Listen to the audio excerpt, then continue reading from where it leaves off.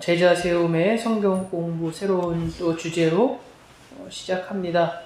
오늘 하나님의 일꾼이라는 또 주제로 우리가 같이 말씀을 나누려고 합니다. 지난주까지 우리는 그리스도의 복음을 전하는 증인으로서의 어떤 삶의 모습 그리고 태도, 어떻게 복음을 전할 것인가에 대한 고민을 같이 했다면, 이제는 또 일꾼 세움에 관한 말씀을 같이 나누려고 합니다. 여기저기서 이제 선교에 관한 관심들이 여전하지요. 근데 이제 좀 안타까운 것은 이제 코로나19 이 시대를 맞으면서 선교가 상당히 어려워진 것이 현실입니다. 그러니까는 한국에서 선교의 이제 후원이라든가 이런 것도 많이 제한이 있고, 또 현지에서도 워낙 특히 대부분 선교 현지가 이제 후진국이 많죠. 그러니까는 개발도상국 쪽이 많고, 그러다 보니까는 우리나라 기준으로 봤을 때 상당히 좀 경제적이거나 보여지는 것이 좀 열악한 환경으로 사실 많이 한국의 선교사들이 가 있습니다. 그러다 보니까 그런 현지에서 이제 코로나19를 대응하는 모습이 우리나라 같지 않습니다. 상당히 좀 어렵습니다. 체계적이지 못하고, 그나마 이제 올해는 백신이 이렇게 많이 보급되는데, 미국 같은 경우는 백신이 너무 많아가지고 이제 약국에서 그냥 선택해서 이제 약국에만 들리면 이제 백신 얻을 정도로 이제 넘쳐나서, 이제는 이 뉴스에 보면은 이제 인도라든가 이런데 이제 주겠다 막 이런 뉴스가 나오는데, 그렇게 넘쳐나고 여유가 있는 나라가 있는 반면에 대부분 선교사님들이 섬기고 있는 그런 선교지는 열악하다 보니까 백신을 구하기도 어렵고, 또 백신이 어려우면은 감염되지 않도록 어떤 방역 체계가 잘 돼야 되는데 그러지도 못하고, 그러다 보니까 상당히 현실적으로 어려움을 겪는 상황이 있다고 합니다. 아무래도 작년 올해 한 해가 전 세계적으로 어떤 선교에 있어서 큰 위기나 어려움을 당하는 그 시기인 것 같습니다. 그럼에도 불구하고 우리가 기도하고 또 어떤 비전을 바라보는 것은, 이런 어려운 상황 속에서 하나님은 또 새로운 역사를 이끌어 가시고 또 새로운 모습으로 선교의 어떤 패러다임을 바꾸고 또 어떤 선교의 방향을 이끄시는 하나님의 일하심을 또 우리는 기대하게 되죠. 근데 이것은 꼭 선교만이 아닙니다. 선교라는 것은 좀 타지나 오지로 가는 모습이고, 가깝게는 우리 주변에서 복음을 전하는 것이 어떻게 보면 다 어떤 선교사의 모습일 수 있음을 우리는 잘 알고 있습니다. 그래서 이전부터 선교 현지에서 나오는 목소리들이 있습니다. 일꾼이 필요하다는 거죠. 선교지에 일할 일꾼이 필요하고, 또 어떤 선교지의 1세대가 일단 끝나면 그 다음에 또 누군가 와서 후임으로 와서, 마치 오늘날 교회로 치자면 개척을 해서 교회가 세워지고 그 개척하신 목사님이 이제 은퇴를 하게 되면 후임자가 청빙이 돼서 이제 2대 목사, 3대 이렇게 가듯이 선교지도 사실 그런 연속성으로 가야 되는데 그러기가 쉽지 않습니다. 너무 낙오된 곳은 잘 안 오려고 합니다. 그리고 의외로 잘 일구어져서 어서 시스템이 잘 체계로 돼 있는 데는 선교지는 또 서로 가려고 한다고 합니다. 참 어려움이 있죠. 그래서 여기저기서 나오는 이야기가 일꾼이 필요하다. 진정한 일꾼이라는 거죠. 진정한.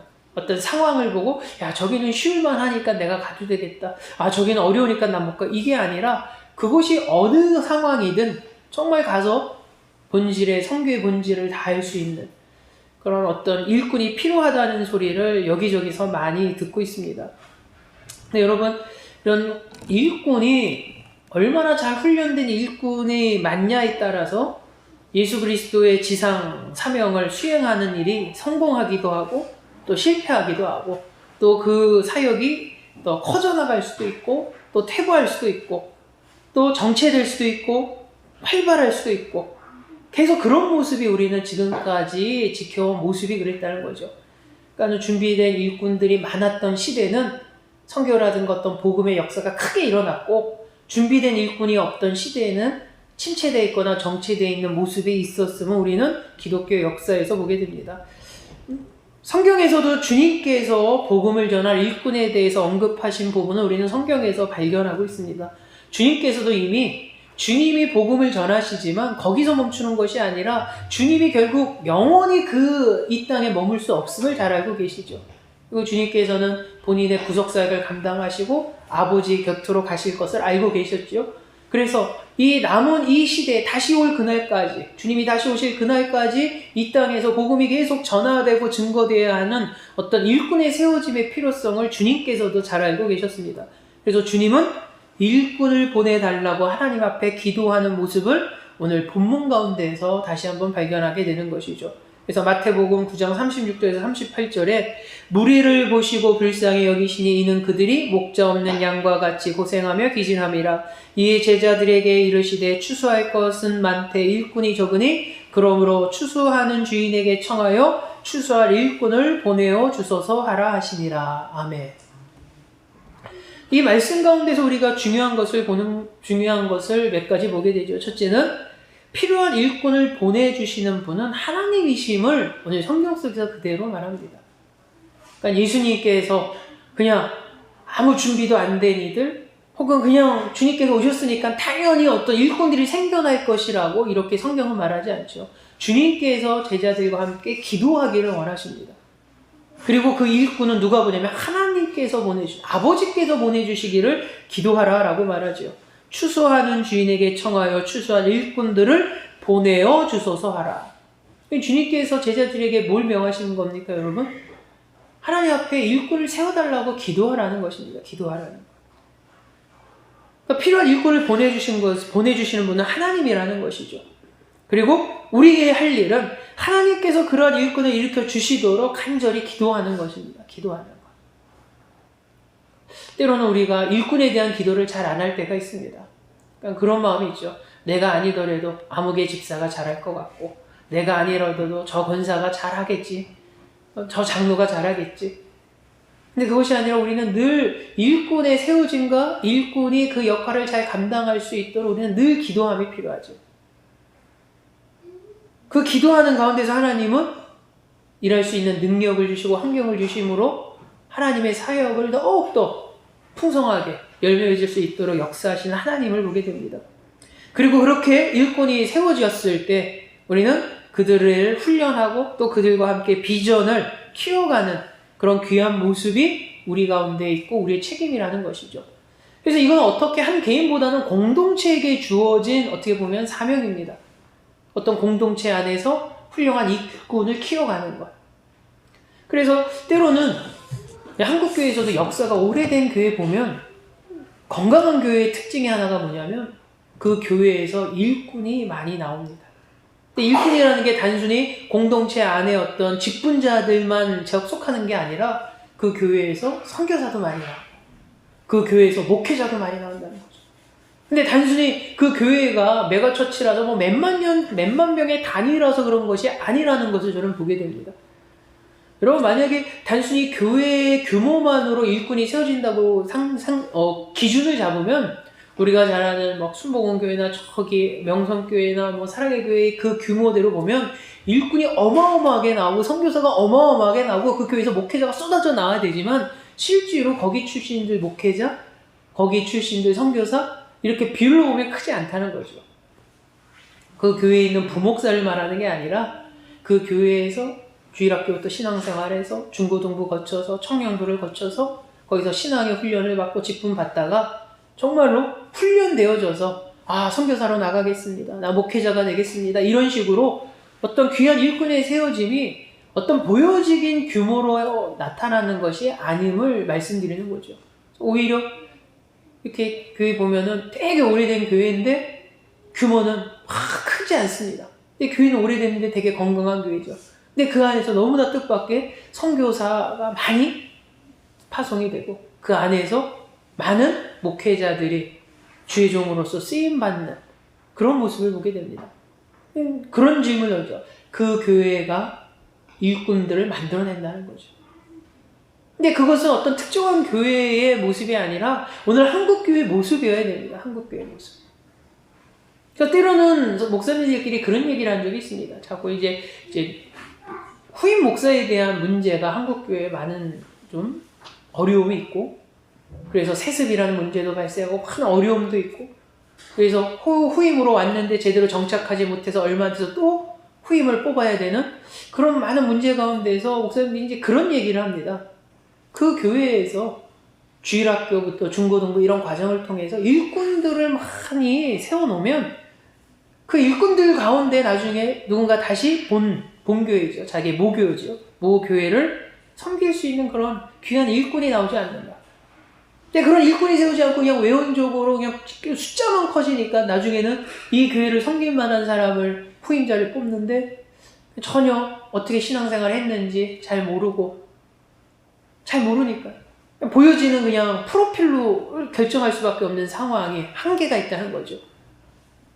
그래서 차라리 그 교회에서 일꾼을 세워서 나중에 그 일꾼이 훈련되어져서 나중에 때가 됐을 때 그 일꾼들 중에서 한 명을 이 본교를 섬길 수 있는 귀한 일꾼으로 다시 부르는 것이 건강하고 문제가 없지 않는가. 왜냐면 사람 모습을 다 보고 신앙을 다 교인들이 보고 그렇게 훈련됐으니까. 그러면 문제가 없지 않겠는가. 그런 좀 건강한 고민을 목사님들끼리 나눈 적이 있습니다. 근데 꼭 그거는 목회자뿐만 아니죠. 교회의 일꾼, 건강한 일꾼이 세우는 것이 얼마나 중요함을 우리가 고민하는 것이죠. 그래서 오늘 본문에도 주님께서 말씀하고 계십니다. 일꾼이 필요합니다. 추산 일꾼이. 그리고 과연 일꾼은 어디에 있느냐는 거죠. 여러분, 우리가 일꾼을 선발하는 필요한 이유가 있습니다. 어떤 분은 그렇게 얘기하죠. 뭐 일꾼이 꼭 필요합니까? 유능한 지도자 한 명이면 되지 않습니까? 탁월한 목사님 한 분 계시면은 그냥 다 이끌어가는 거 아닙니까? 물론 그럴 수도 있습니다. 그러나 그것은 한계가 있죠. 그 대표적인 모습이 바로 모세를 통해서 보게 됩니다. 모세를 통해서. 오늘날 보면은 막상 교회마다 조직들이 있습니다. 뭐 여전도회도 있고 남전도도 있고. 그래서 그 조직에 맞춰서 일꾼을 세웠죠. 그래서 여전도 회장도 있고 남전도 회장도 있고 다 교회마다 그런 조직들이 있지 않습니까? 근데 중요한 것은 이렇게 형식적으로는 했지만 정말 뜨겁게 일꾼으로 세워지고 주님의 복음을 전하는 그런 사역을 잘 감당하고 있는가라고 했을 때는 확실하게 정말 열심히 잘하고 훌륭한 일꾼이야라고 자신 있게 말할 수 있는 그런 모습이 별로 없음을 또한 우리는 보게 됩니다. 그러기에 우리는 일꾼 세워지는 것이 중요하죠. 일꾼 세워짐에 있어서 유능한 일꾼의 필요성을 보여주는 가장 중요한 모습을 우리는 모세를 통해서 보게 됩니다. 모세. 좀 이따 말씀을 나누겠지만은 모세가 이스라엘 민족을 이끌고 출애굽했을 때 모든 문제를 다 해결하려고 했죠. 유능한 리더였습니다. 그러나 한계가 있죠. 한계가 있을 때 효율적으로 이 이스라엘 민족을 출애굽해서 광야로 이끌어 나가는 그 과정에서 무엇이 필요했냐면 모세를 도울 일꾼을 필요로 하는 모습을 보게 됩니다. 장인 이드로가 나와서 제안을 하죠. 그렇게 하지 말고 일꾼을 뽑으세요. 일꾼을 뽑으세요. 그 후에 어떤 일이 벌어지냐면 이스라엘 민족이 광야를 가는데 그 많은 숫자가 아주 체계적으로 이끌어지고 갈 수 있었던 이유는 바로 일꾼이 세워졌음을 우리는 성경을 통해서 확인하게 됩니다. 두 번째는 지도자의 계승에 대한 문제가 있기 때문에 그렇습니다. 일꾼을 세워야 되는 것은 앞서 말한 것처럼 교회 목사님이 탁월한데 그 탁월한 목사님이 은퇴도 안 하고 영원히 그 교회를 섬기고 이끌어 갈 수 없다는 거죠. 때가 되면 은퇴를 하시고 물러나게 되고 사역을 쉽게 말해서 누군가에게 맡기고서 교체가 있어야 된다는 거죠. 그래서 모든 교회마다 어느 교회마다 어떻습니까? 시간이 지나면 새로운 권사를 뽑고 새로운 장로가 뽑는 동시에 은퇴 장로가 나오고 은퇴 권사가 나옵니다. 그래서 그것을 기념하고 위로해주는 어떤 예배가 종종 열리죠. 근데 그 모습을 보면서 무엇을 우리는 발견합니까? 순환되고 있다는 것을 보죠. 세워졌던 장로가 끝까지 다 가는 거 아닙니다. 어느 정도 사역을 마치면 때가 되면 은퇴하게 되고 권사로 세워져서 어느 정도 섬기게 되면 어느 순간에 은퇴 모습이 되고 그럼 그 빈자리는 또 다른 장로가 세워지고 또 다른 권사로 세워지는 어떤 순환하는 모습을 우리는 교회 안에서 보게 됩니다. 근데 성경에서도 어떤 이런 지도자, 일꾼에 대한 계승 문제를 다루고 있죠. 그래서 우리가 가장 주목하는 부분이 바로 모세가 죽었을 때죠. 모세가 죽었을 때 이스라엘이 가나안을 완전히 정복하지 못한 상태입니다. 약속의 땅인 가나안에 완전히 들어가지 못한 상태죠. 그냥 광야만 넘어온 상태입니다. 40년. 거기서 모세가 죽었을 때 많은 이들이 어려움을 겪을 수 있겠죠. 이 모세가 끝까지 가나안 땅 정복 끝까지 함께 할 줄 알았는데, 근데 그들은 지도자가 없어서 가나안 땅에 들어가지 못하는 어떤 불상사나 불행을 겪지 않았습니다. 왜냐하면 여호수아가 있었기 때문이죠. 그럼 여호수아가 갑자기 혜성처럼 딱 태어났냐? 갑자기 혜성처럼 등장했냐? 그것이 아니라 성경에 보면 어떻게 나타납니까? 여호수아가 젊었을 때부터 일꾼으로 세워져서 훈련받는 모습을 우리는 성경 곳곳에서 발견할 수 있습니다. 그래서 여호수아 11장 15절에 이렇게 말씀이 기록되어져 있습니다. 여호와께서 그 종 모세에게 명하신 것을 모세는 여호수아에게 명하였고 여호수아는 그대로 행하여 여호와께서 무릇 모세에게 명하신 것을 하나도 행치 아니한 것이 없었더라. 아멘. 이걸 하나님께서 모세에게 명하시죠. 왜냐하면 일꾼으로 세우셨으니까. 근데 이 모세가 그 일을 감당하면서 어떻게 합니까? 또 다른 일꾼을 자기가 세웁니다. 여호수아에게 세우고 훈련시키죠.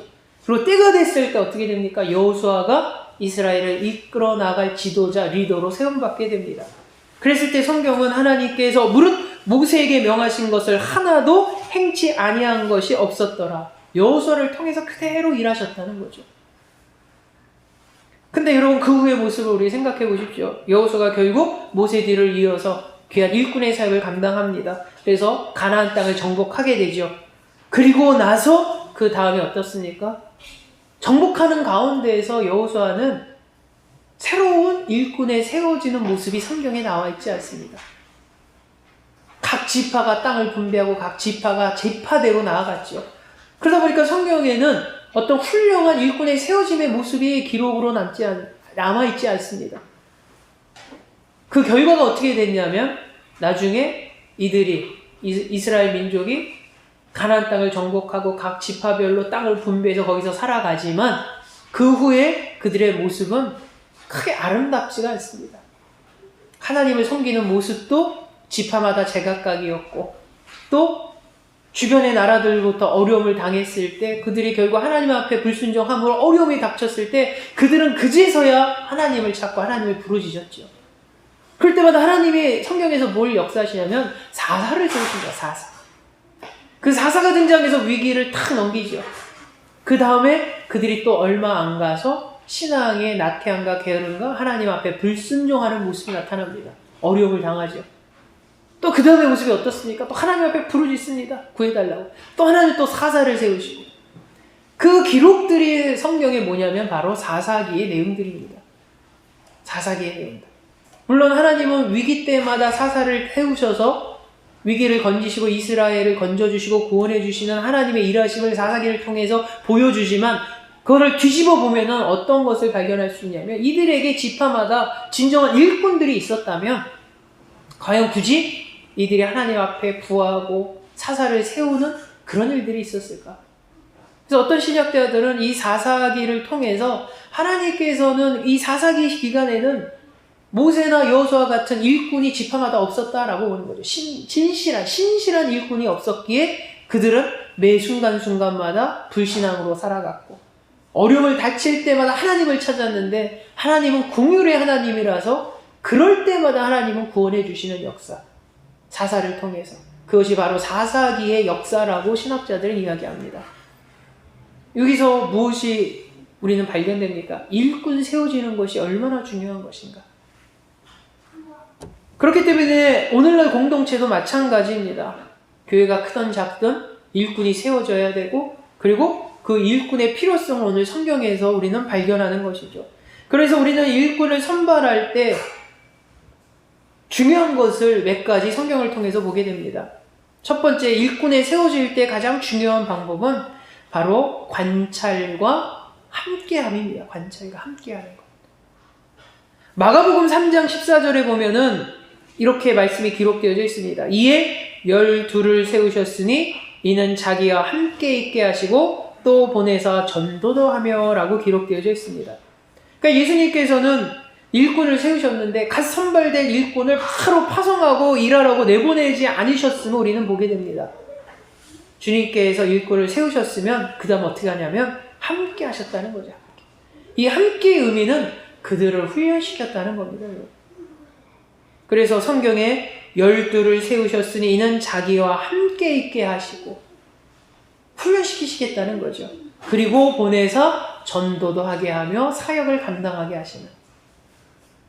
그래서 주님께서 12제자를 택하신 것에는 두 가지 이유가 있음을 우리는 발견하게 됩니다. 앞서 말한 것처럼 함께 하기 위해서라는 거죠. 함께 하기 위해서. 예수님께서 제일 먼저 하신 일, 첫 번째 제자를 세우셨을 때 12를 부르시고 자기와 함께 하셨음을 우리는 성경을 통해서 보게 됩니다. 그러면 왜 예수님은 제자들을 세우시고 본인과 함께 하게 하셨는가? 예수님의 그들의 삶을 관찰하시고 그들의 필요로 한 것, 그들을 채워주시기 위함이라는 거죠. 반대로 그들은 주님과 함께함으로 주님으로부터 주님을 닮아가는 것이 있는 거죠. 주님과 함께한다는 것은 한쪽이 일방적인 것이 아닙니다. 우리가 생각할 때 주님과 함께하면 그냥 주님만 닮아가는 것, 그 전에 무엇이 먼저 있냐면 주님께서 제자들을 어루만져 주신다는 겁니다. 12명의 제자가 세워질 때 여러분 12명이 제각각 삶이었습니다. 세리도 있었고 어부도 있었고 다양하지 않습니까? 살아온 가치관도 다르고 오늘 오전의 말씀처럼 가룟 유다는 아주 이윤에 밝은 자였죠. 세상적으로 손해보고 이런 것이 아주 그 제자 중에서 아주 제일 민감한 사람이 가룟 유다였을 것입니다. 그러니까는 어떤 그런 영특함이 장점으로 보여서 회개를 담당할 수 있었겠죠. 셈이 느리고 이렇게 하면은 총무를 못 맞죠. 우리도 단체 보면 총무 맡을 때 보면 어떤 사람이 총무 맡을까? 꼼꼼한 사람, 그렇지 않습니까? 꼼꼼해야지 회비도 잘 걷고 막 셈도 잘하고 이러지. 셈 흐리고 돈 문제 흐리고 꼼꼼하지 않고 게으르면 절대 총무 안 시킵니다. 빠릿빠릿하고 열심도 있고 부지런하고 이래야지 총무가 세웠죠.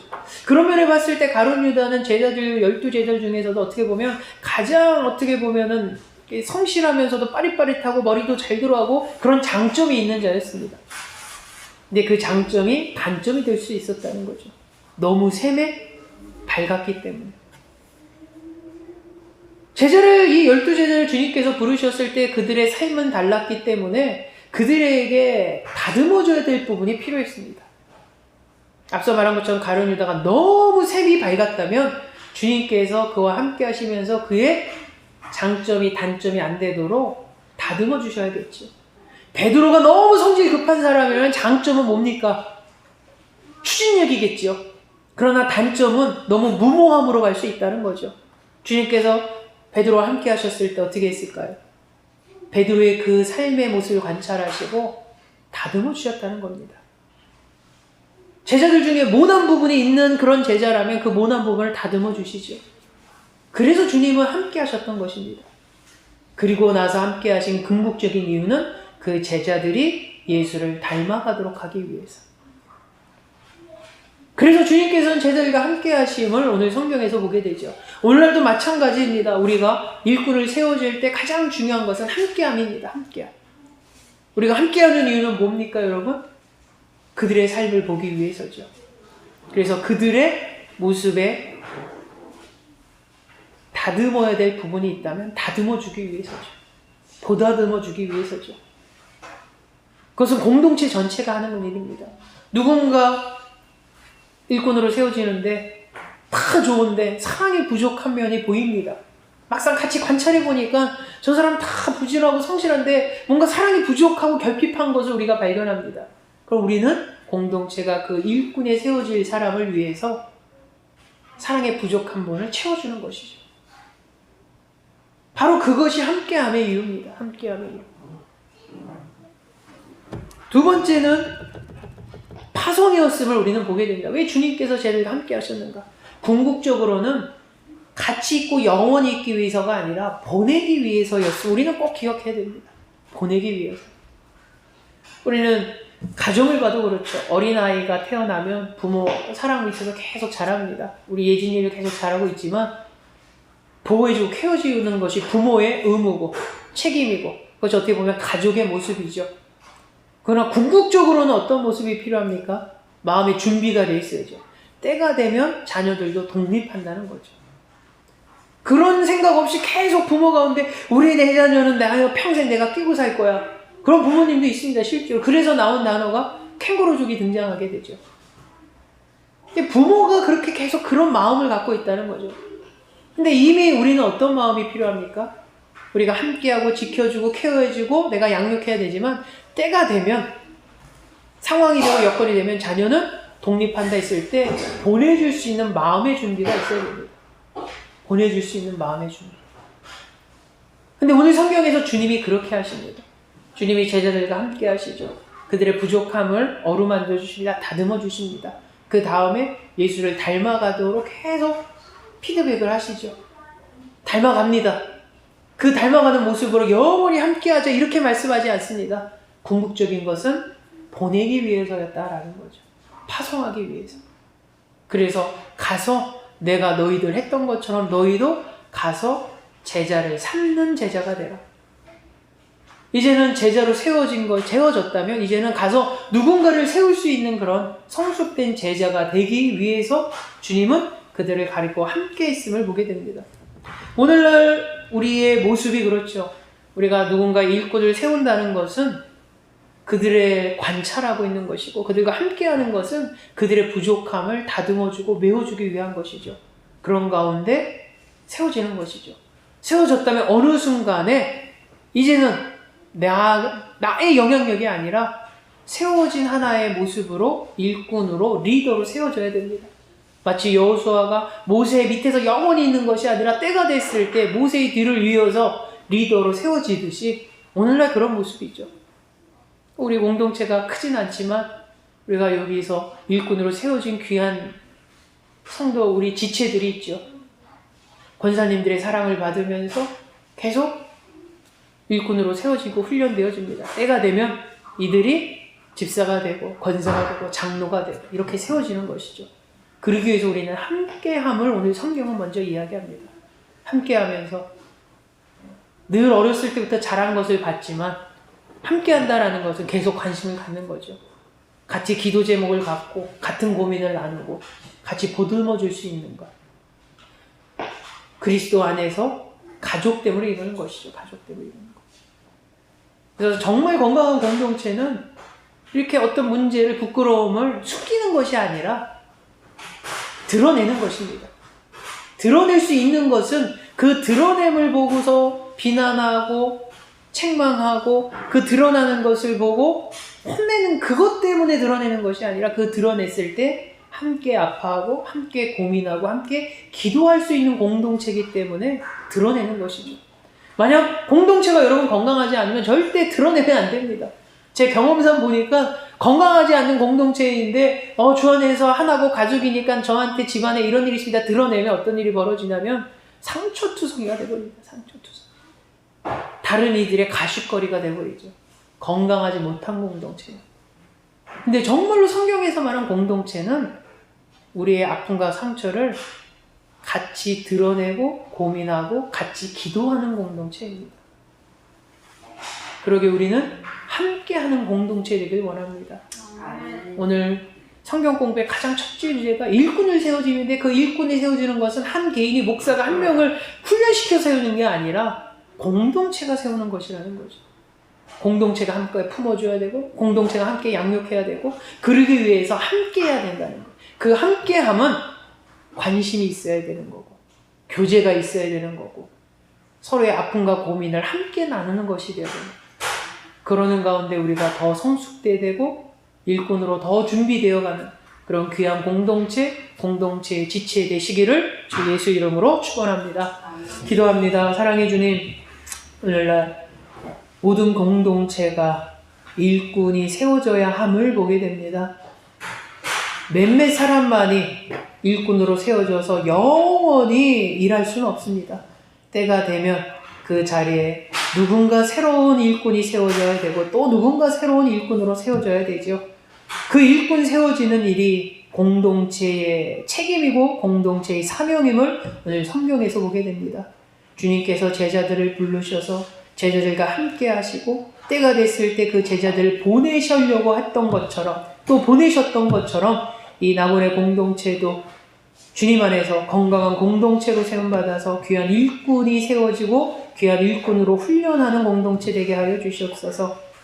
그래서 서로 함께함으로 함께 나눌 수 있는, 함께 위로할 수 있는, 함께 중보할 수 있는 그런 공동체 되게 하시고 이런 공동체 가운데서 귀한 일꾼이 또한 세워지게 하여 주시옵소서.